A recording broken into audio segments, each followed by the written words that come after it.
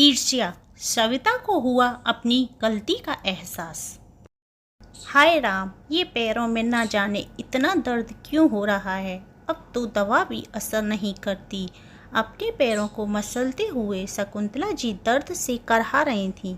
छोटी बहू सविता वैसे तो अपनी सास की करहा सुन रही थी, लेकिन वो रसोई में बर्तनों को थोड़ा तेज तेज बजाकर उस आवाज़ को अनसुना कर रही थी कि कहीं सास के पैर दबाने के लिए पूछना न पड़ जाए। रसोई के काम निपटाकर अपने कमरे में जा ही रही थी तो सास के कमरे पर थोड़े कान लगा लिए। शकुंतला जी शायद फ़ोन पर बात कर रही थी।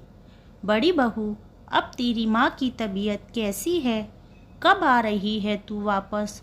तेरी आदत हो गई है मुझे, तेरे बिना यहाँ अच्छा नहीं लगता।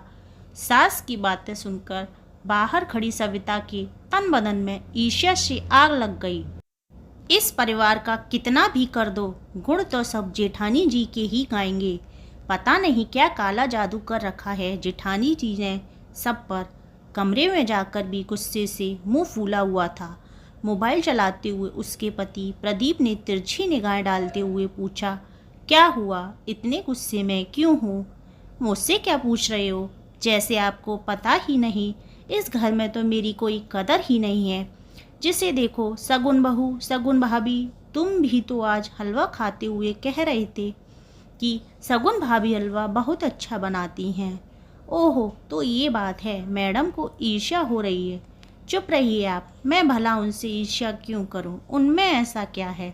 ना ज़्यादा पढ़ी लिखी हैं, ना ही कोई रूप सुंदरी हैं। मुझे तो समझ नहीं आता आप सबको उनमें क्या दिखाई देता है। आपकी माँ का तो जेठानी जी के बिना मन ही नहीं लगता। जेठ जी भी आपसे कम कमाते हैं, फिर भी पता नहीं क्यों घर में जेठानी जी का ही राज चलता है। पति की चिढ़ाने वाली बात सुनकर अब सविता और ज़्यादा चिढ़ गई थी। प्रदीप भी बात ना बढ़ाते हुए चुपचाप सो गया। पता नहीं क्यों सविता को अपनी जेठानी सगुन से शुरू से ही ईर्ष्या होती थी, जबकि सगुन ने कभी भी अपने बड़े होने का कोई फ़ायदा नहीं उठाया। सगुन सविता से भी छोटी बहन की तरह व्यवहार करती थी, लेकिन सबकी जुबान पर जब सगुन का नाम होता था तो ये बात उससे बर्दाश्त नहीं होती थी। सुबह का सूरज चढ़ गया था, लेकिन सविता ने अभी तक बिस्तर नहीं छोड़ा था। ससुर जी ने चाय के लिए बार बार रसोई की ओर देख रहे थे। शकुंतला जी ने जैसे तैसे चाय बनाई और पूजा करने बैठ गईं। घंटी की आवाज़ सुनकर प्रदीप ने सविता को झकझोरते हुए उठाया। सविता, कितनी देर हो गई है और तुम अभी तक सो रही हो? माँ पूजा भी करने लगी हैं। सविता ने बोला, हाँ तो क्या हो गया? आपकी माँ जल्दी उठ जाती हैं तो मैं क्यों अपनी नींद खराब करूं? इस घर में चैन से सो भी नहीं सकते। झल्लाते हुए सविता बोली और पैर पटकते हुए बाथरूम की ओर चल पड़ी। नाश्ते में उसने सिर्फ पोहा बनाकर रख दिया। शकुंतला जी ने देखा तो प्यार से समझाते हुए बोली, छोटी बहू, तुम्हारे ससुर जी को सुबह रोटी सब्जी खाने की आदत है। सगुन बहू तो रोज़ रोटी और सब्जी बनाती है। इतना सुनते ही सविता बोल पड़ी, जेठानी जी को तो बस वही बनाना आता होगा। समय के साथ इंसान को अपनी आदत भी बदल लेनी चाहिए। जेठानी जी चाहे कुछ भी बना दे, सब चुपचाप खा लेते हैं। सारा भेदभाव बस मुझसे ही होता है इस घर में। शकुंतला जी ने आगे कुछ नहीं कहा, लेकिन उन्हें सविता का ऐसा कहना बिल्कुल भी अच्छा नहीं लगा। उन्होंने खुद ही अपने पति के लिए 2 रोटी बना दी। अगले दिन सविता की ननद आ गई। आते ही पूछने लगी, अरे माँ, सगुन भाभी अभी तक नहीं आई हैं क्या? उनसे मिलने का बड़ा मन हो रहा था।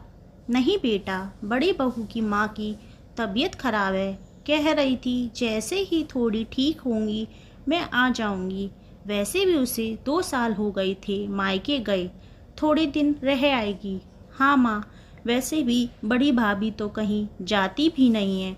इस बार सविता भाभी आ गई हैं तो ऐसा लगता है वो निश्चित होकर मायके गई हैं। मुस्कुराते हुए ननद कंगना बोली। 2 दिन बाद कंगना वापस जा रही थी तो शकुंतला जी सविता से बोली, छोटी बहू कंगना ससुराल जा रही है, कोई साड़ी भी अभी मेरे पास लाई हुई नहीं है। शगुन होती तो अपने आप सब देख लेती। यदि तुम्हारे पास कोई अच्छी साड़ी हो तो अपनी ननद के लिए दे दो। माँ जी, मेरे पास तो मेरी माँ की दी हुई साड़ी है, वो साड़ी तो माँ ने मेरे लिए दी है, आप दीदी को पैसे दे दीजिए। सविता मुंह बनाते हुए बोली, रहने दो भाभी, मुझे कुछ नहीं चाहिए, मैं तो बस मिलने आई थी, कहकर कंगना ने बात को टालना चाहा। शकुंतला जी को सविता से ये उम्मीद नहीं थी। वह आज बोल पड़ी, छोटी बहू, तुम हमेशा कहती हो ना कि मैं तुम में और शगुन में फ़र्क करती हूँ। हर वक्त शगुन बहू क्यों करती हूँ? क्योंकि वो हमारे दिल में बसी है। छोटी बहू घर में तो सबको जगह मिल जाती है, लेकिन दिलों में जगह बनाने के लिए प्यार और समर्पण करना पड़ता है।